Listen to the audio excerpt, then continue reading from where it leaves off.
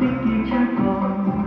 muôn hoa cỏ cây cùng khoe hương khoe sắc như trong nắng hồng lòng con thân hoa bà ta ơi. La la la la la la la,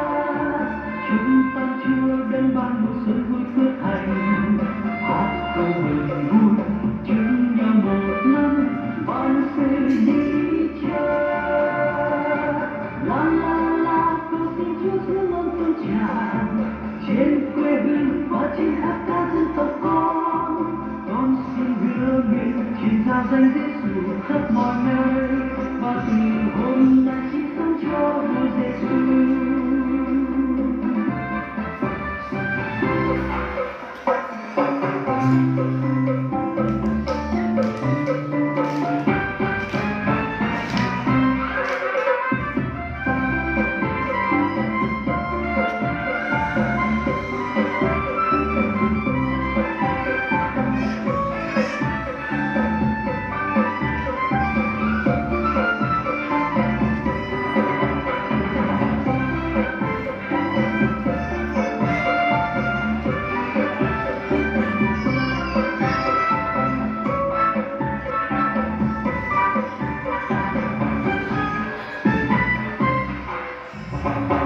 Xuân nay vừa sang cùng hát câu ca mừng,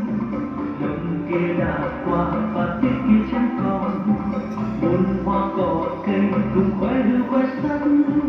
vui trong nắng hồng lòng con hơn hoa bà ta ơi. La la la la la la la, chúng ta chưa đến ban mùa xuân vui phước hạnh, hát câu mừng vui chúc nhau một năm vạn sự như Chúa. La la la, cầu xin Chúa giữ mong tuôn tràn trên quê hương và trên khắp các dân tộc con xin hứa nguyện truyền giao danh Giêsu khắp mọi nơi và từ hôm nay xin sống cho vua Giêsu. La la la, cầu xin Chúa giữ mong tuôn tràn trên quê hương và trên khắp các dân tộc con xin hứa nguyện truyền giao danh Giêsu khắp mọi nơi và từ hôm nay xin sống cho vua Giêsu và từ hôm nay xin sống cho vua Giêsu.